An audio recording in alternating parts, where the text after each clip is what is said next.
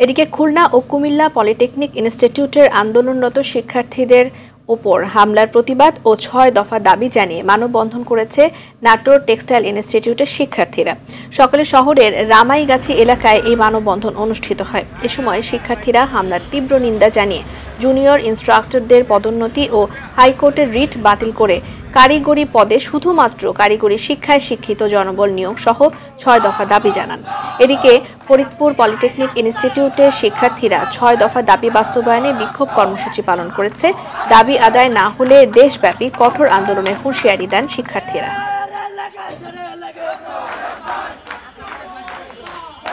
যেখানে কলম চালানোর কথা সেখানে লাঠি চালানো হলো কেন? যে প্রশাসন শিক্ষার্থীদের রক্ষা করার কথা তারাই আজ আমাদের জন্য বড় আতঙ্ক।